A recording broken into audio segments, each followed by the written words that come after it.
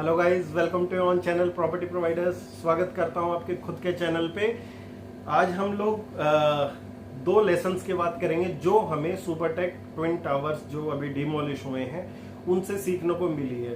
पहली बात तो मैं बहुत दुखी हूं उन लोगों की वजह से जिनके जिंदगी के बहुत अहम हिस्सा इस जंग में गया है।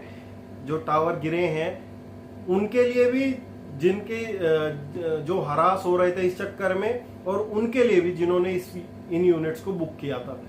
मेन दर्द उनके लिए ज्यादा है जिन्होंने यूनिट्स को बुक किया था, उन लोगों के लिए बहुत कम लोग बोल रहे हैं। 12% के हिसाब से हाई कोर्ट, सुप्रीम कोर्ट ने ऑर्डर दिया है कि इनको रिफंड मिल जाना चाहिए। बट जो जिंदगी का टाइम वेस्ट हुआ है इसके चक्कर में, वो टाइम कभी भी वापस नहीं आएगा। प्रैक्टिकल दो लेसन सीखने को मिलते हैं इससे। सीधी सीधी बात करते हैं, ज्यादा घुमाएंगे नहीं।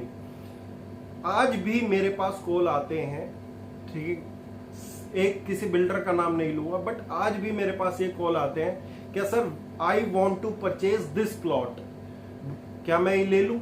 उस सबको पता है क्या कौन बिल्डर, ये बिल्डर इसने फ्रॉड किया हुआ है।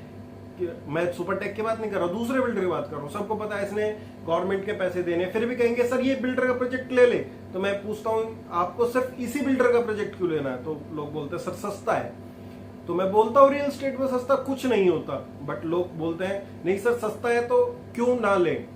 तो मैं उनको समझाने की कोशिश करता हूं, और सुपरटेक के इस एग्जाम्पल द्वारा आपको यह भी समझाने की कोशिश कर रहा हूं। जैसे एक माँ का अपने बच्चे के साथ रिलेशन होता है, ऐसे ही एक प्रोजेक्ट का डेवलपर के साथ हमेशा के लिए लिंक रहता है।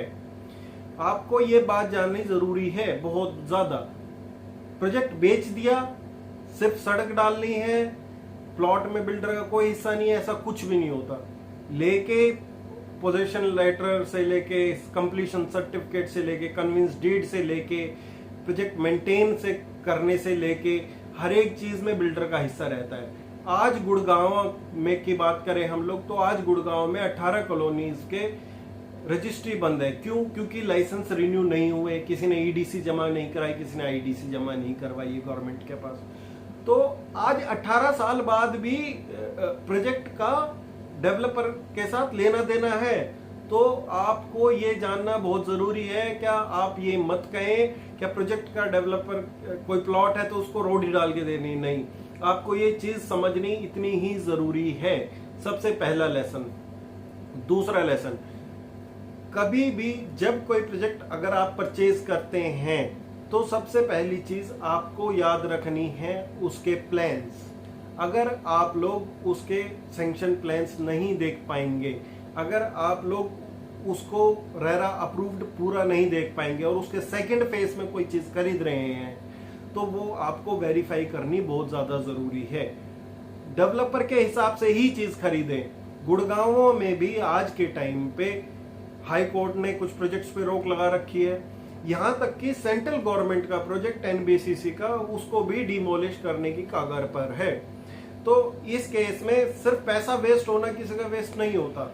मेरे को लगता है कि जितना टाइम वेस्ट होता है किसी का, वो बहुत ज्यादा मायने रखता है। तो बिल्डर की पास्ट हिस्ट्री, पास्ट रिकॉर्ड्स और बिल्डर की क्रेडिबिलिटी पे पूरा यकीन करके ही प्रोजेक्ट को परचेज करना चाहिए, जहां तक मुझे लगता है।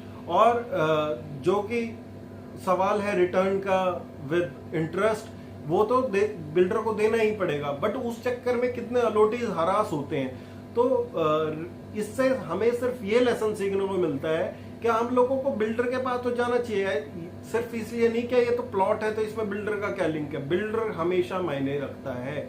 अगर आप मार्केट में सबसे सस्ती चीज लोगे और यहाँ पे महंगी चीज बिक रही है, तो फ्यूचर में भी सस्ती चीज हमेशा सस्ती बिकेगी, महंगी चीज महंगी ही बिकेगी।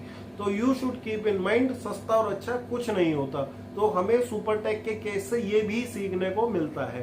होप आपको कंटेंट समझ आया होगा, और वीडियो को बिना लाइक के, चैनल को बिना सब्सक्राइब करे मत जाना। मिलते हैं अगली वीडियो से।